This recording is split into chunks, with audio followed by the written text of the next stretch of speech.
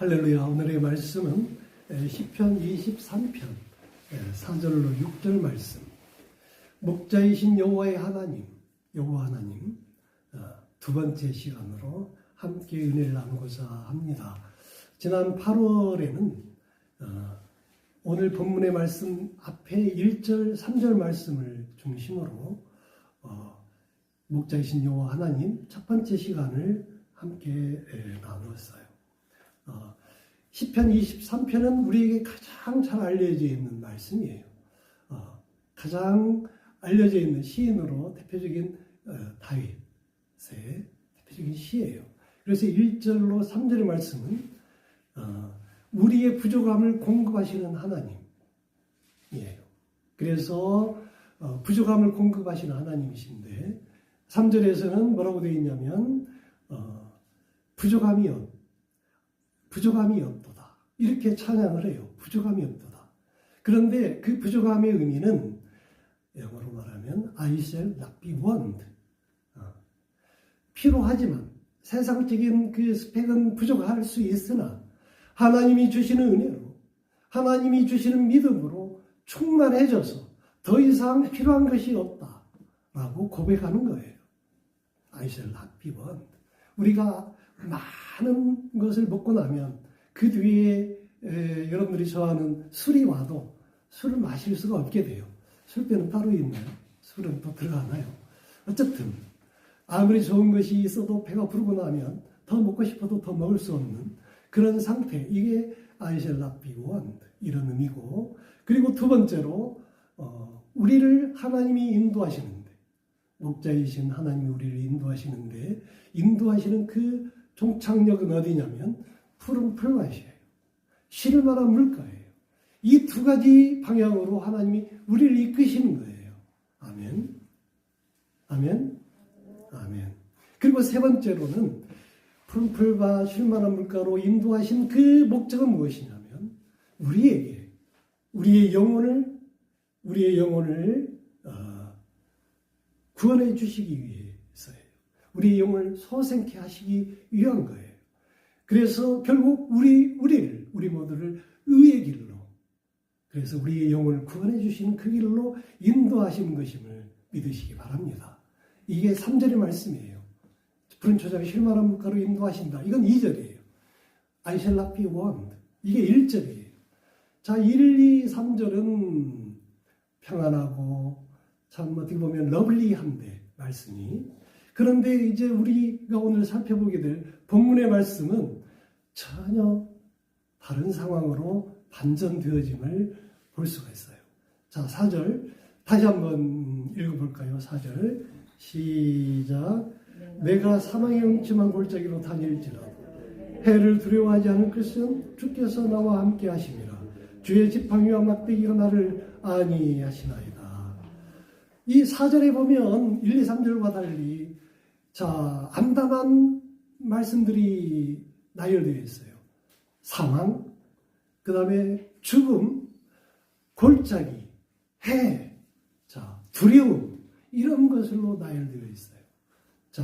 그런데 이 단어들은 결국은 우리의 앞길이 푸른 초장 쉴 만한 물가로만 인도되어지는 것이 아니고 사망의 음침한 골짜기로 가는 길이 더 많을 것임을 암시해주고 또 그러한 것을 설명해주는 그런 말씀임을 알 수가 있어요. 4절에서 보았을 때 푸른 초장 쉴 만한 물가에 있다가 갑자기 이제 음침한 골짜기로 우리가 들어오게 된 것을 알 수 있는데, 이것은 이스라엘이라는 나라의 문화적인 것을 이해를 해야 돼요. 이것은 이스라엘 문화를 염두에 두고 우리에게 말씀해주고 있는 것인데, 우리가 여기에서 목자는 하나님이신 거죠. 우리를 이끄시는 목자이신 하나님. 그래서 목자를 히브리어로 말하면 여호와 로이예요. 그리고 여기서 나오는 양은 우리예요. 믿음이 많고 오늘 처음 나온 사람들 할 것 없이 모두가 이 양에 해당이 돼요.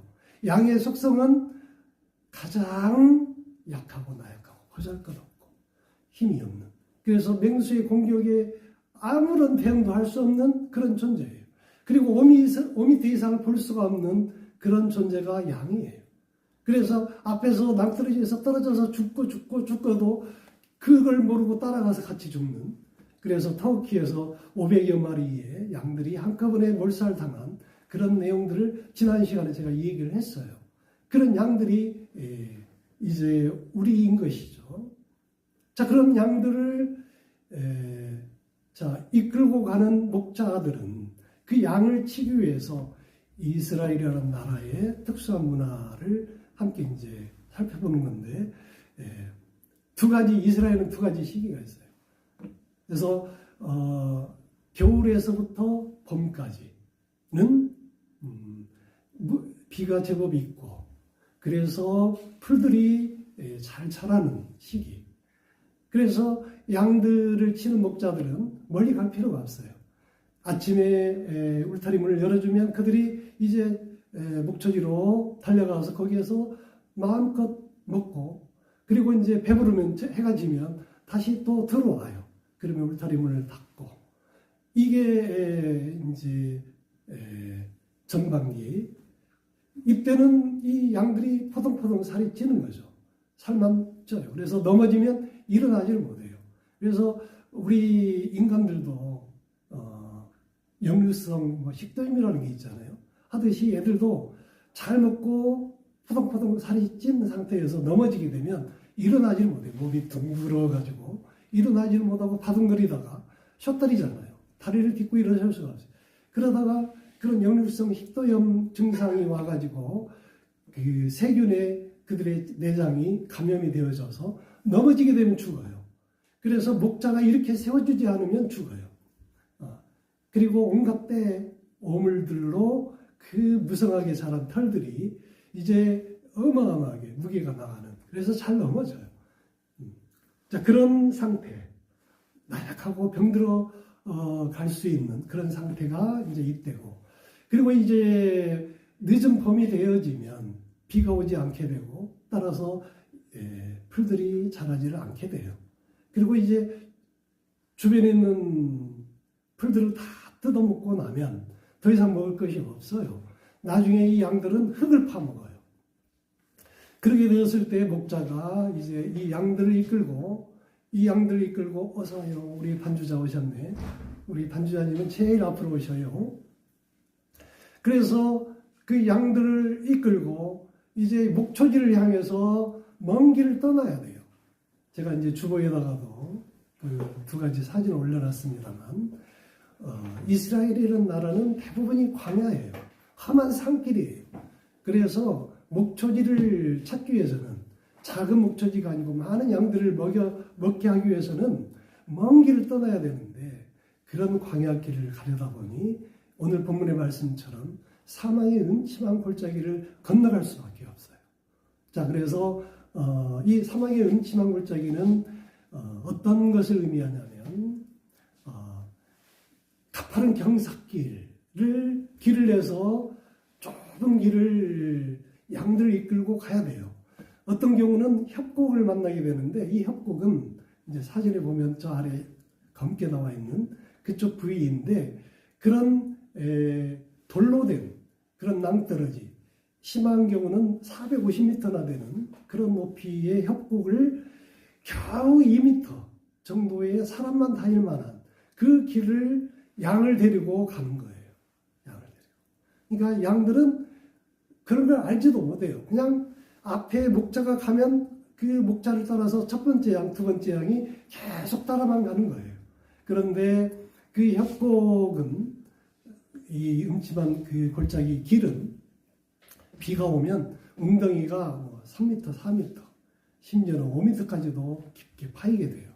그래서 목자가 이 웅덩이를 피해서 길을 이끌고 가지만 양들은 수시로 웅덩이에 빠지게 되는데, 그때마다 목자가 들고 있는 지팡이는 둥글게 끝머리가 되어 있잖아요. 지팡이로 가슴께에 끼워서, 두 다리 사이에 끼워서 들어 올리면 그 양들이 이제 빠져나오고 앞으로 가고, 그것이 안 되면 이제 목자가 내려가서 그 양을 껴안고 나와야 돼요. 자, 이런 길이 바로 이제 오늘 4절에 나오는 그러한 골짜기 길이에요. 사망의 음침한 골짜기의 길로 표현하고 있는데 영적인 의미도 있어요. 다시 말해서 양인 우리를 공격하는 어둠, 사탄의 그 권세를 의미하기도 해요. 그런 양 같은 우리를 하나님이 목자이신 하나님께서 이제 오늘 어떻게 이끌어내시냐면 어떻게 이끌어내시냐면 확신을 가지고 이끌어요. 확신을 가지고. 다시 말해서 오늘 첫 번째 말씀의 제목은 여호와께서 우리를 푸른 초장 안전한 길로 이끄시는 하나님. 이게 오늘 함께 나누게 될 첫 번째 제목이에요. 여호와 로이신 하나님이 우리의 앞길을 안전하게 어떤 길이일지라도 안전하게 이끄신다. 이게 이제 첫 번째 제목인데 그 길을 이끌기 위해서 아까 지팡이 얘기했죠. 지팡이로 방향을 제시하면 그러면 뒤에 따르는 저 뒤에 목자는 그 지팡이의 방향을 보고 아하 1번 목자가 어디로 이끄는구나. 이걸 알고 뒤에 따르는 양들도 이끌고 가는 방향을 지시하고 아까와 같이 끌어내고 또 앞에 장애물이 있으면 해치고 나가는 그런 역할을 하게 되고 또 그 목자에게는 막대기가 있어요. 옆구리에. 그래서 그 막대기의 역할은 뭐냐면 막대기의 끝은 쇠붙이로 달려 있어서 이제 원수가 나타나면 사나운 맹수가 나타나면 그 맹수를 물리치는 무기가 되는 거예요. 따라서 양을 노리고 달려드는 그런 늑대나 사나운 맹수가 있을 때는 목숨을 걸고 싸워요. 다윗은 곰과 싸워서 사자와 싸워서 이겼다고 하잖아요. 그리고 다윗은 그 허리춤에 막대기를 끼우고 골리앗을 무찌르기 위해서 나가잖아요. 그랬을 때 골리앗이 뭐라고 외치냐면 나를 괴로워하냐. 그래서 막대기를 가지고 왔느냐. 너는 내 밥이다. 웃기는 가소로운 녀석 이렇게 이제 외치는 장면 나오죠. 그랬을 때 다윗이 너는 나의 밥이다. 할례 받지 못한 너는 나의 밥이다. 뭐 그렇게 하고서 물맷돌 5개로 이제 다윗을 무찌르고 목을 자르는 그때 그 순간에도 다윗은 목동이었던 다윗은 옆구리에 그 막대기를 차고 나옴을 알 수가 있어요. 우리 앞길을 주님은 목자이신 주님은 그 지팡이와 막대기로 이끄시는데 이 사망의 음침한 골짜기를 갈 때 양들은 얼마나 힘들까요? 얼마나 힘들까요? 불만이 갈수록 하늘을 찌를 거예요. 왜 이런 길로 데려오냐? 아파 죽겠다. 되돌아가자. 출애굽 백성들이 그랬어요. 끝도 없이 원망하고 불평하고. 그러나 그들 이끄는 하나님은 적과 꿀이 흐르는 그 가나안 땅을 향해서 흔들림 없이 모세를 통해서 이끌고 가요. 목자이신 하나님이 또한 이 양들 이끄는 목자들도 마찬가지예요. 사망의 음침한 골짜기 건너에 뭐가 있다고요? 푸른 초장, 쉴만한 물가가 있음을 그 목자들은 알고 있어요. 왜냐? 그들은 이미 그 양들을 안전하게 이끌기 위해서 답습을 했어요. 답사를 다녀왔어요. 그래서 이 길이 아무리 힘들고려도 이 너머에는 목초지가 풍성하게 놓여 있다는 것을 알아요. 그리고 목초지만 있는 것이 아니고 쉴만한 물가가 있어서 배부르게 먹었으면 또 편안하게 마시고 쉴 수 있는 그러한 장소를 미리 다 알고 왔기 때문에 아무리 양떼들이 뒤에서 아우성이고 힘들다고 불평을 해도 흔들림 없이 그 목표를 향해서 나아가는 그 목자가 우리를 이끄시는 바로 그 하나님이심을 믿으시길 바랍니다. 우리는 그 지팡이를 바라보아야 돼요. 그분의 지팡이를 보셔야 돼요. 그분의 지팡이가 우리를 건져내 주시거든요. 또 그분의 막대기를 바라보셔야 돼요. 그 막대기가 우리를 원수의 목전에서 구해 주시거든요. 그 지팡이와 또 막대기를 통해서 우리에게 들려주시는 것은 무엇이냐면 서로 일심동체 함께하는 하나 되는 그런 은혜를 받아 누릴 수 있도록 하나님이 그렇게 설계하셨다고 했잖아요. 창세기 28장 15절 말씀에 잘 나와 있어요. 함께 하시는 하나님. 자, 주보를 한번 보고 창세기 주보에 보시면 28장 15절 말씀이 있네요. 그 말씀에 뭐라고 되어 있나요? 내가 너와 함께 있어 내가 어디로 가든지 너를 지키며 너를 이끌어 이 땅으로 돌아오게 할지라. 내가 내게 허락한 것을 다 이루기까지 너를 떠나지 아니하리라. 아멘. 우리와 함께 하시는 하나님이 우리의 말씀 가운데 성경 가운데 가장 확실하게 반복하고 반복해서 우리에게 언약해 주고 있어요. 그 하나님을 믿으시고 우리를 이끄시는 그 하나님만을 바라보며 이 시간 여러분들이 사망의 음침한 골짜기에 있을지라도 그 하나님을 신뢰하며 그 지팡이를 바라보고 그 막대기를 보고 나아가는 저와 여러분이 되어지시기를 주님의 이름으로 축원합니다. 영국에 어떤 신사가 있어요. 그 신사가 시골길을 가다가 그만 진흙탕길에 빠졌어요.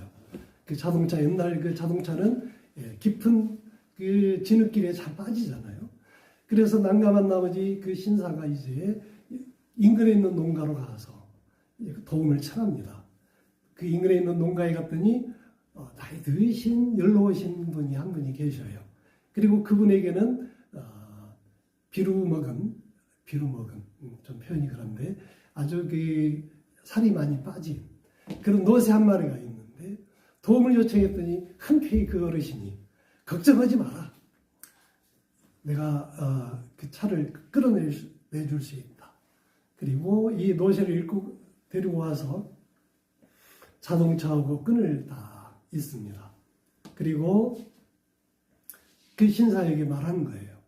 걱정하지 마라. 틀림없이 이 우디가 그 차를 끌어낼 수 있을 것이다 라면서 갑자기 외치는 거예요. 당겨 프레드 힘껏 당겨 잭 원인을 다해서 당겨 테드 너도 할 수 있어. 너도 할 수 있어. 당겨봐. 그리고 우디 네가 힘을 내야 돼. 이렇게 이제 막 외치는 거예요. 그러니까 그 전에는 그냥 슬렁슬렁 이렇게 그 차를 이끌던 그 노새가 이름이 이제 우디인데 갑자기 힘을 팍 내는 거예요. 그러면서 수렁에 빠진 그 자동차를 팍 끌어내는 거예요. 그걸 보고 이제 신사가 놀래가지고 어르신한테 다가가서 어르신 감사해요. 그런데 그 노새가 힘이 없어 보이는데 힘이 장사네요. 그런데 이름도 많은가 봐요. 그랬더니 아니에요. 어르신이 말하기를 우디라는 애는 눈이 멀었어요. 그런데 친구와 함께 힘을 쓴다고 그 아이가 믿으면 갑자기 힘을 막 내는 거예요. 그래서 친구 이름을 막 불러주면 그 아이가 그렇게 힘을 내서 그러는 거예요. 그렇게 얘기를 이제 해주는 걸 통해서 우리가 잘 아는 무슨 효과? 시너지 효과를 우리가 생각해 볼 수가 있겠죠. 우리가 여러 명이어도 각자 힘을 내면 그 힘은 제한되어 있는데 함께 하면 그보다 훨씬 더 큰 힘을 낼 수 있다는 것. 이것이 시너지 효과 아닙니까? 그래서 제가 한번 외쳐볼게요. 프레드, 테드, 잭, 우디 그리고 이 자리에 있는 여러분들 더 사랑교회 모든 성도들 여러분들은 할 수 있어. 힘을 내. 아무리 지금 힘들고 어려울지라도 일어서 주님이 함께 하시잖아. 사망의 음침한 골짜기를 꺼내서 분초장 신망의 물가로 인도하시는 그 하나님을 신뢰해. 그리고 터사랑교회를 통하여서 하나님 나라가 확장되어질 수만 있도록 여러분들 힘을 내봐. 힘을 합치자 우리. 이렇게 외치는 하나님의 음성을 들으시기를 바라겠습니다. 아멘. 그래요. 우리는 늘 누가 함께 계셔요? 여호와로 하는 목자이신 하나님이 우리와 늘 함께 하심을 그 성령님 하나님과 함께 하심을 믿으시기를 바라겠습니다. 아무리 그 골짜기가 깊고 크더라도 넉넉히 이겨내고 견뎌내고 극복하고 마침내 그 모든 길을 마치게 되어지는 하나님의 은혜를 받아 누리시게 될 줄 믿습니다. 그리고 오늘 두 번째 주제는 이제 목자이신 하나님께서 우리를 승리의 길로 인도하신다. 승리의 길로. 여러분들이 어떤 위치에 있든 어떤 환경에 있든 또 가지고 있는 고민이 어려움이 무엇이든 그 모든 어려움을 하나님께서 목자이신 하나님께서 극복하게 하여 주시고 여러분들이 승리할 수 있도록 인도해 주시는데 그 말씀이 오늘 5절 말씀에 있어요. 자, 이 말씀은 성경책의 줄거리가 아니라 하나님의 말씀이에요. 하나님이에요. 하나님. 말씀이 곧 하나님이에요.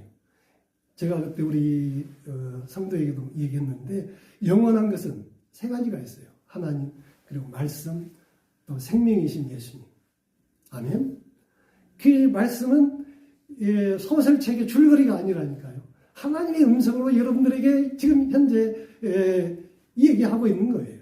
자, 그 하나님께서 5절에 뭐라고 했는지 한번 볼까요? 자, 다 같이 읽습니다. 시작. 주께서 내 원수의 목전에서 내게 상을 차려주시고 기름을 내 머리에 부어주셨으니 내 잔이 넘치나이다.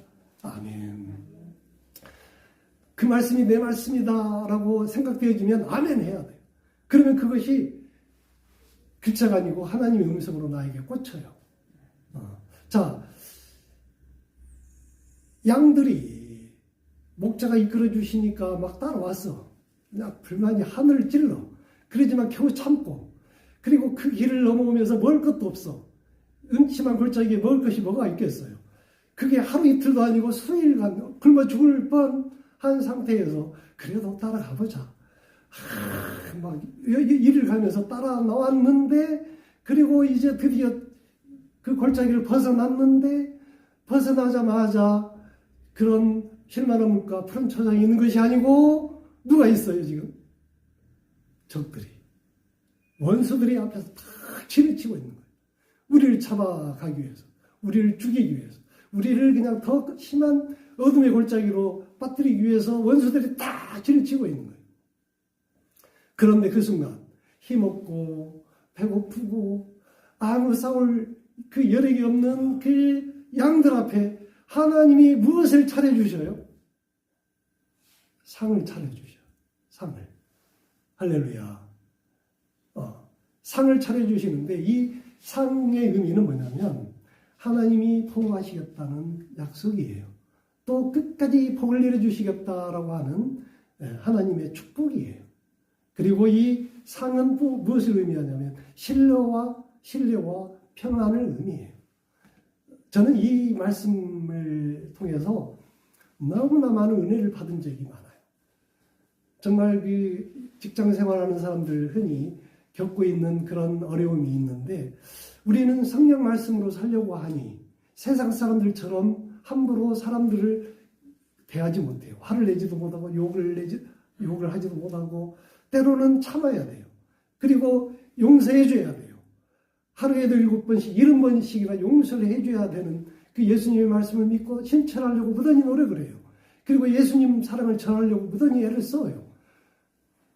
어떤 경우에도 사랑을 전하려고 할 때마다 그들은 우리를 조롱하죠. 그럴 때마다 억울하지만 그때 저는 기도합니다. 하나님, 이 형편을 아시죠? 이 처지를 아시죠? 이 처지를 헤아려 주시옵소서. 라고 기도하고 나가요. 그러면 그 순간 하나님이 나를 통해서 어떻게 역사하시냐면 상을 주셔요. 그 원수 앞에서 상을 줘요. 똑같은 경쟁 관계에 있는데 너는 내려가고 승진을 시켜주시는 거예요. 할렐루야.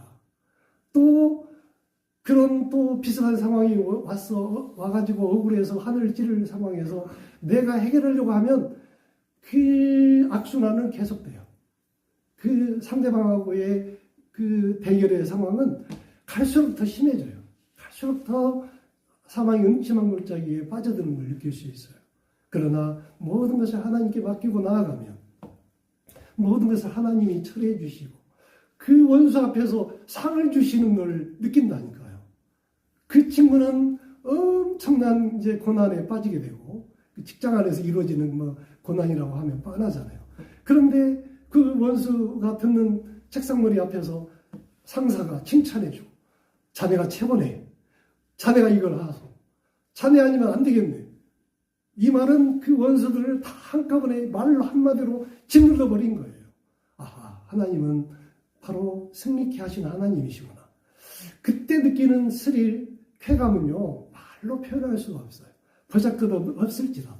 하물며 원수와의 전쟁, 목숨을 거는 전쟁 앞에서 상을 차려주시는 그 하나님의 섭리는 무엇이냐면 원수들에게 이제 너희들이 싸울 이 사람들은 하나님이 내가 보호하는 사람들이다.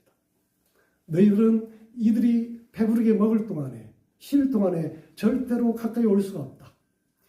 오기만 해봐라. 내가 다 진멸해버리마. 블레셋을 무찔렀던 그 하나님이, 또 아말렉을 무찔렀던 그 하나님이 너희들을 어떻게 하는지 지켜봐라 하고 공개적으로 기드온이 300용사가 5만 명, 3만 명의 모든 아말렉 군대를 전멸했던 것처럼 너희들 가까이 오기만 해봐라. 어떻게 하는지. 그걸 다 알고 있어요. 역사를 통해서 그들은 알고 있어요. 그러니까 그들은 가까이 오지를 못하고 구경만 하는 거예요. 얼마나 상대적으로 억울하고 박탈감을 느끼겠어요. 그리고 마침내 이제 전쟁을 하게 하는데, 그런 전쟁 보나만 하죠. 반드시 승리하는 전쟁. 그것이 우리가 만나게 될 영적 전쟁이에요. 우리 앞에 어떤 어려움이 있어도, 고난이 있을지라도 그 고난을, 어려움을 다 이길 수 있는 그러한 승리를 약속하신 하나님이 바로 우리의 하나님이시고, 오늘 여러분들이 주님전에 나오셨는데 처음 나왔을지라도 이 시간 주의 종의 말씀을 통해서 여러분들에게, 한 사람 한 사람에게 하나님이 함께 하시는 그런 놀라운 은혜를 받아 누리게 되신 줄 믿으시기 바랍니다. 아멘. 아멘. 아멘 해야 돼요. 아멘. 아멘. 아멘. 네. 아멘. 그거는, 아멘은 사인이에요. 우리가 군대 가면 암호. 그래서 암호 했는데 고급이 하면 빵 죽죠? 그것만 정확히 발음해야 돼. 근데 암호 정확히. 그 암호가 아멘이에요. 아멘 하는 순간, 너는 나의 자녀구나. 내가 너에게 그 말씀을 선물로 주겠다. 그런 약속이에요. 주고받는 약속. 그 아멘을 통해서. 그런데 이제 상 주시는 하나님, 조금만 얘기할게요. 아랍이 문화는 잔치 문화예요. 잔치 문화. 그래서 결혼을 하게 되면 결혼식 날이 며칠, 3일, 5일, 막 일주일 걸려요.